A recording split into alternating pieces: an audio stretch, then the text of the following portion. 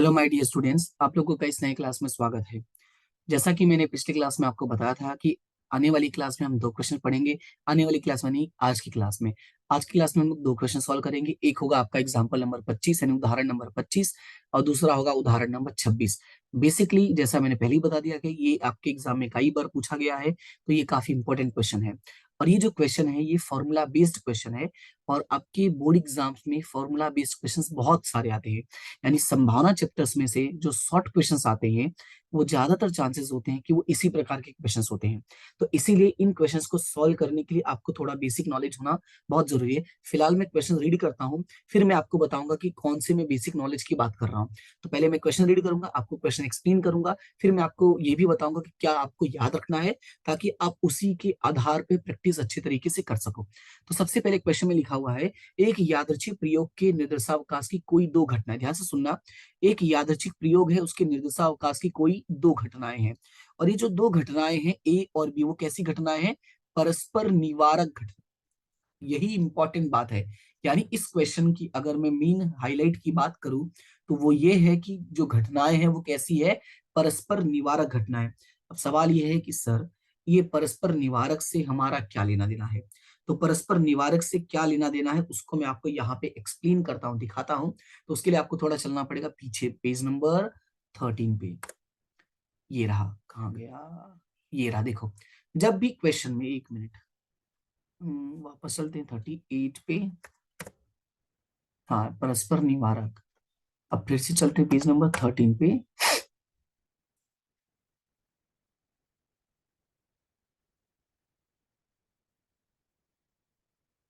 ये देखो, परस्पर निवारक घटनाएं। जब भी क्वेश्चन में कहता है परस्पर निवारक घटनाएं, ध्यान से सुनना। परस्पर निवारक घटना का मतलब क्या होता है? जब भी क्वेश्चन में आपको कहे कि परस्पर निवारक घटना, इसका मतलब ये होता है कि A intersection B is equal to क्या होगा? फाई होगा। जो आप यहाँ पे क्लियरली देख सकते हैं, लिखा हुआ है कि परस्पर निवारक घटना का मतलब ये होता है कि अगर कोई दो घटना है ए और बी, तो इन दोनों घटनाओं का आपस में एक साथ बनना संभव नहीं है, और इसी घटना को हम कहते हैं परस्पर निवारक घटना। जब परस्पर निवारक घटना हो गया, तो इसका मतलब क्या है? इसका मतलब ये है, पहले पेज नंबर 38 पे चलता हूं फिर मैं बताता हूं। इसका मतलब ये है कि परस्पर निवारक घटना होने की वजह से एक बात दिमाग में रख लेना है कि A intersection B is equal to क्या हो जाएगा? फाई। ये आप पहले लिख देना इसके कारण। दूसरी बात क्या बोला है? यदि 3p of a is equal to 4p of b is equal to 1 हो, तो a यूनियन b ज्ञात कीजिए। अब मैं यहाँ पे सवाल लिख लेता हूं। तो यहाँ पे फिलहाल हम चलते हैं और लिखते हैं एग्जाम्पल नंबर 25। ठीक है, यही हमारा क्वेश्चन था, एग्जाम्पल नंबर 25। मार्कर चेंज कर देता हूं मैं।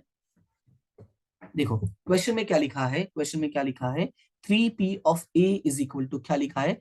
3p of a is equal to 4p of b is equal to 1। एक बार कंफर्म कर ले, 3p of a is equal to 4p of b is equal to 1, ऐसा लिखा है। और बोला है आपको फाइंड आउट करना है a यूनियन b।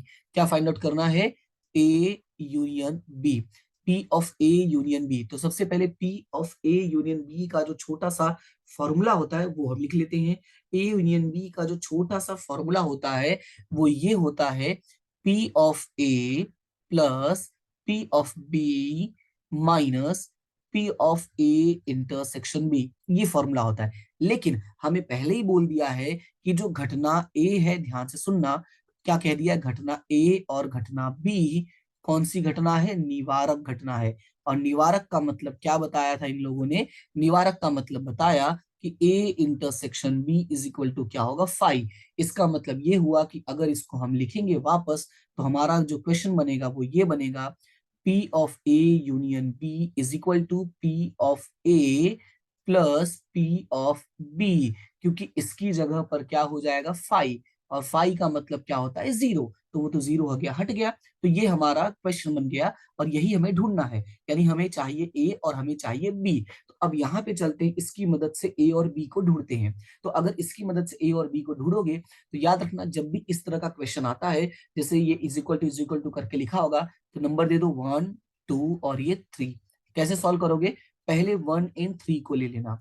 ठीक है, पहले किसको ले लोगे? 1 एंड 3 को। तो 1 एंड 3 यानी पहला और आखिरी। तो तो सॉल्यूशन क्या होगा, 3p(a) इज इक्वल टू 1, यानी कि p(a) is equal to 1 divided by 3। कैसे आया, 3 जो है वो डिवाइड में चला जाएगा। उसके बाद बात करते हैं दूसरे वाले का, 4p(b) इज इक्वल टू 1, यानी इसको कैसे ले लेना है, 2 एंड 3 ले लेना है। क्या लेना है, 2 एंड 3। अब इसको सॉल्व करोगे तो क्या होगा, p of b is equal to, sorry, 4p of b is equal to 1, it means p of b is equal to 1 divided by 4। ये हो गया आपका b। अब हमें a मिल गया और हमें मिल गया b। अब हमें दोनों को जोड़ देना है, तो यहाँ पे लिखेंगे 1/3 और लिखेंगे 1/4। अब इन दोनों का क्या ले लेंगे, एलसीएम।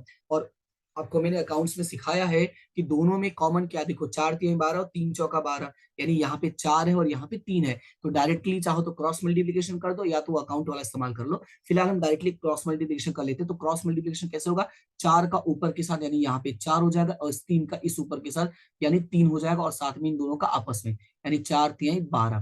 तो ये हो जाएगा 4+3 7/12। तो जो हमारा आंसर आएगा ए यूनियन बी का, वो क्या आएगा, 7/12। क्लियर है इतना। ये हो गया हमारा क्वेश्चन नंबर 25। जो मैंने कहा आपको याद रखना है, और आपको याद क्या रखना है, आपको याद रखना है ये बात कि घटना ए और बी अगर निवारक घटनाएं हो तो आपका ए इंटरसेक्शन बी क्या हो जाएगा, फाई हो जाएगा। ठीक है, अब चलते हैं अगले क्वेश्चन पे और अगले क्वेश्चन को भी समझते हैं। तो अगले क्वेश्चन में क्या लिखा है, अगले क्वेश्चन में लिखा हुआ है, थोड़ा ऊपर कर देता हूं मैं ताकि अच्छे से दिखे। क्वेश्चन में लिखा हुआ है, एक यादृच्छिक प्रयोग के निर्देशावकाश की परस्पर, अब फिर से बात किया है, परस्पर निवारक और निःशेष घटनाएं हैं। अब परस्पर निवारक और निःशेष का मतलब क्या होता है, तो चलते हैं वापस वही पेज नंबर 13 पे, वहीं पे एक्सप्लेनेशन आपको दिया हुआ है। तो पेज नंबर 13 पे चलोगे अगर, तो थोड़ा सा नीचे जाना पड़ेगा क्योंकि 14 पे है ये। तो परस्पर निवारक और निःशेष का मतलब क्या होता है, ध्यान से सुनना। परस्पर निवारक और निःशेष का मतलब होता है कि इंटरसेक्शन बी, यानी इंटरसेक्शन जो था वो फाई था, और जो यूनियन था वो किसके बराबर है, यू के बराबर है। ये दो बातें याद रखनी है। क्या याद रखना है कि इंटरसेक्शन जो हो जाएगा वो फाई हो जाएगा, और जो यूनियन हो जाएगा वो क्या हो जाएगा, एक हो जाएगा। मैं फिर से बता रहा हूं, एक का मतलब यू हो जाएगा। मैं फिर से बोलता हूं कि A intersection B is equal to phi हो जाएगा, और A union B is equal to U. U का मतलब यहाँ पे हम बोलेंगे एक। क्लियर है। अब चलते हैं क्वेश्चन को वापस देखते हैं। तो पेज नंबर आपका जो 38 है उसी पे चलते हैं। तो पेज नंबर 38 पे वापस आ गए। अब क्वेश्चन में आगे लिखा है कि ए बी और सी, इस तरह से 3 घटना है आपके पास, और लिखा है 2p of A is equal to 3p of B is equal to 4p of C. तो पहले मैं इसको लिख लेता हूं। यहाँ पे मैं लिखूंगा एग्जाम्पल नंबर 26। क्या लिखूंगा, एग्जाम्पल नंबर 26। क्वेश्चन में क्या लिखा था, क्वेश्चन में लिखा था 2p of A is equal to 3p of B is equal to 4p of C. ये क्वेश्चन में लिखा हुआ था, राइट। फिर बोला है कि आपको फाइंड आउट करना है what is A union B, what is B union C. आपको ये दो बातें फाइंड आउट करनी है, ए यूनियन बी और बी यूनियन सी। आपको ये दो चीजें फाइंड आउट, क्लियर है। क्या क्या फाइंड आउट करना है, ए यूनियन बी और बी यूनियन सी। ठीक है, तो थोड़ा आगे बढ़ते हैं और चलते हैं, देखते हैं इसको सॉल्व कैसे करेंगे। तो सबसे पहले हम यहाँ पे बढ़ते हैं। तो मैं यहाँ पे लिख देता हूं कि क्या क्या फाइंड आउट करना है, ए यूनियन बी और बी यूनियन सी। ठीक है, अभी मैंने कुछ देर पहले ऊपर फॉर्मूला लिखा था कि ए यूनियन बी का फॉर्मूला क्या होता है, P of A plus P of B. उसी तरीके से P of B union C का फॉर्मूला क्या हो जाएगा, P of B plus P of C. सवाल है कि अब मैंने ये डायरेक्ट क्यों लिख दिया, क्योंकि सवाल में बोला है परस्पर निवारक और निःशेष घटना है, और जब निवारक और निःशेष बोल ही दिया है, क्या, निवारक और निःशेष, तो ये बात तो क्लियर है कि A intersection B is equal to 5 होगा। और जब ए इंटरसेक्शन बी 5 होगा तो यहाँ पे 0 हो गया, और यहाँ पे बी इंटरसेक्शन बी सी भी क्या हो जाएगा, 5 हो जाएगा। ठीक है, चलते हैं फिलहाल आगे। अब इस क्वेश्चन में अगर देखोगे तो यहाँ पे कोई वैल्यू नहीं दिया इसके आगे। इस वाले क्वेश्चन में देखो यहाँ पे वैल्यू दिया था और वो था 1। तो जब हमें क्वेश्चन में वैल्यू ना दिया हो तो याद रखना है, हमें जब भी क्वेश्चन में वैल्यू ना दिया हो तो हम हमेशा क्या मान लेंगे, एक्स। क्या मान लेंगे, एक्स। अब ये हो गया 1, ये हो गया 2, ये हो गया 3, और ये हो गया आपका 4। अब इसको सॉल्व कैसे करोगे, तो पहले तो 1 एंड 4, उसके बाद 2 एंड 4, उसके बाद 3 एंड 4, यानी एक एक करके ले लेना है वैल्यूज।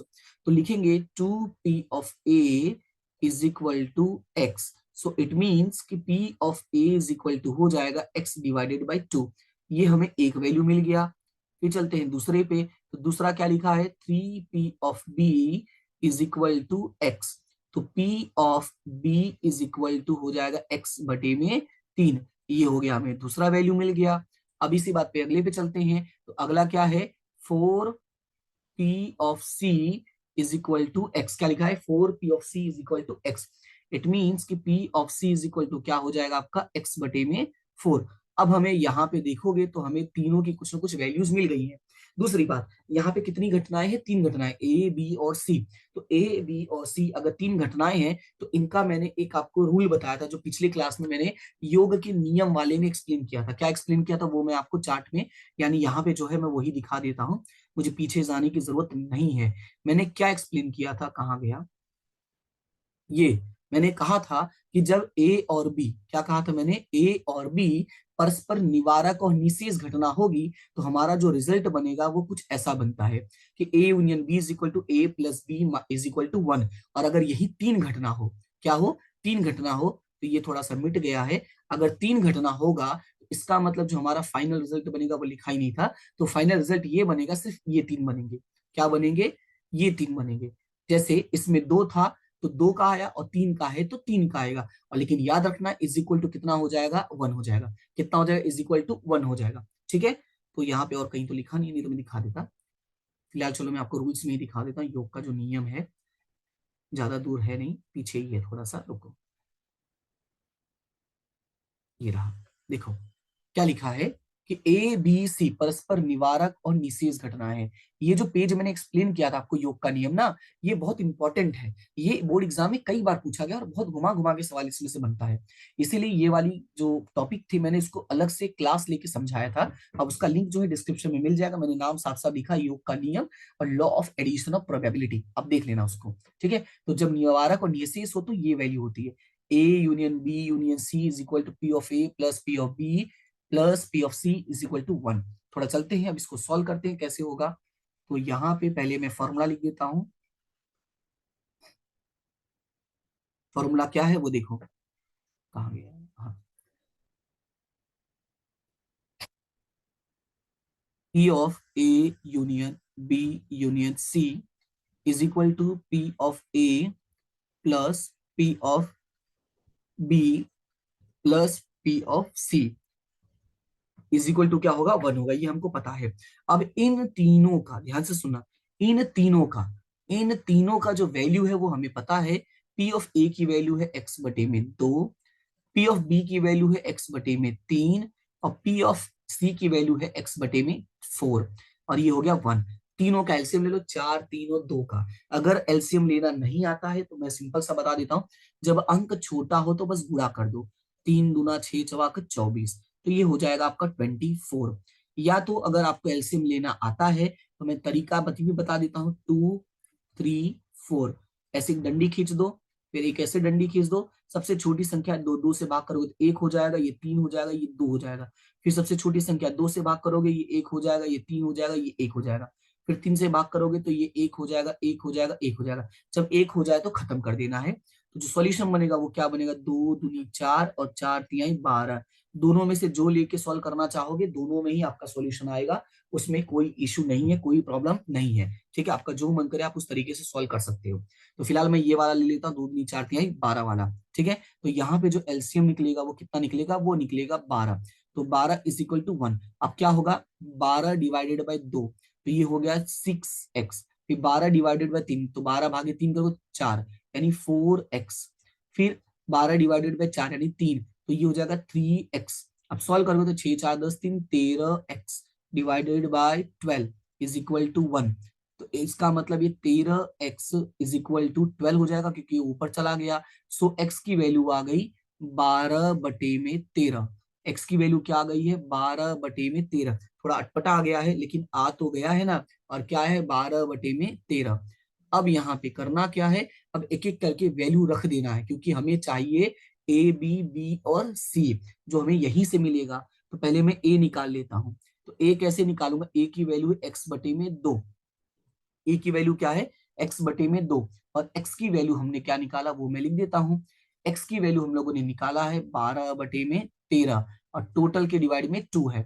अब ये 13 नीचे आ जाएगा तो सॉल्यूशन क्या बनेगा, 12 बटे में 13 गुणे 2। सॉल्व करोगे तो ये 2 एक कम 2 और 2 6 12, यानी ये हो जाएगा 6 बटे में 13।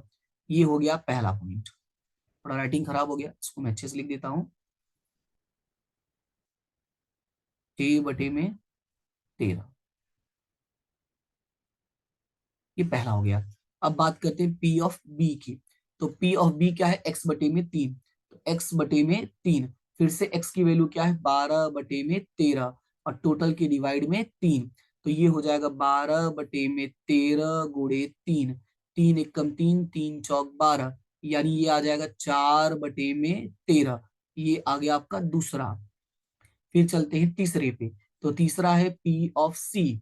तो पी ऑफ सी है आपका, कितना था पी ऑफ सी, एक्स बटे में 4 ना, हाँ एक्स बटे में 4, तो यहाँ लिखेंगे एक्स बटे में 4, और एक्स की वैल्यू फिर से क्या है 12 बटे में 13, क्या है 12 बटे में 13, ये 13 कटपटा हो गया, 12 बटे में 13 उसके डिवाइड में 4, तो फिर से 13 नीचे आ जाएगा, तो ये हो जाएगा 12 बटे में 13 गुणे 4, 4 एक कम 4 तिहाई 12, यानी फिर से हो जाएगा 3 बटे में 13। और इस तरह से हमें ए बी और सी तीन अलग अलग वैल्यू मिल गई है, ए का मिल गया, बी का मिल गया और सी का मिल गया। तो पहले मैं यहीं पे सॉल्यूशन कर देता हूँ, तुम इसका नीचे सॉल्यूशन कर लेना, ऊपर कर लेना, जहां जगह मिले वहां कर लेना, मैं फिलहाल यहीं पे कर देता हूँ। तो ए और बी वाले में ए और बी की वैल्यू जोड़ दो। तो ए की वैल्यू कितना आया था, ए का वैल्यू आया था 6 बटे में 13, कितना आया था 6 बटे में 13, प्लस बी का वैल्यू कितना आया था 4 बटे में 13, तो 6 बटे में 13 प्लस 4 बटे में 13, यानी 6 4 10 बटे में 13। ये हो गया आपका पहला का सॉल्यूशन। अब बात करते हैं दूसरे वाले की। तो दूसरे वाले का देखो सॉल्यूशन कैसे होगा। दूसरे वाले में बी और सी है, तो बी का है 4/13, बी का कितना है 4/13, और सी का जो है वो कितना है 3/13, सी का कितना है 3/13। तो यहाँ पे हम क्या लिख देंगे 4/13 प्लस 3/13, तो 4 3 7/13। तो इस तरह से ये हमारे इस क्वेश्चन का भी सॉल्यूशन आ गया, और हमारा जो आंसर होगा वो होगा 10/13 और 7/13। क्लियर है। अगर देखोगे तो क्वेश्चन थोड़ा सा लेंदी हो गया, क्योंकि इसमें जो वैल्यूज दिया था वो 3 का निकालना था, और 3 का निकालने की वजह से थोड़ा जो कैलकुलेशन था वो लेंदी हो गया था। जो ये क्वेश्चन आता है वो बेसिकली 3 और 4 नंबर में आ जा सकता, 3 और 4 नंबर में वो अल्टरनेटिव करके पूछ लेते हैं। ठीक है, ज्यादातर चांसेस है कि ये छोटे वाले 3 में आ सकते हैं और बड़े वाले 4 में आ सकते हैं। तो फिलहाल आपको ये दोनों क्वेश्चन का अच्छे से प्रैक्टिस कर लेना है, और जो इस क्लास में आपको याद रखना है, और वो है आपका ये परस्पर निवारक और परस्पर निःशेष घटना। इसके अलावा में कुछ क्वेश्चंस है जो मैं आपको टिक करवा देता हूं, और क्वेश्चंस क्या है वो मैं आपको बता देता हूं। क्वेश्चन है आपका 9 10 11 12, कितना है 9 10 11 12। तो मैं दिखा देता हूं एक्सरसाइज में, same to same formula based है, जो करना बहुत ही आसान है।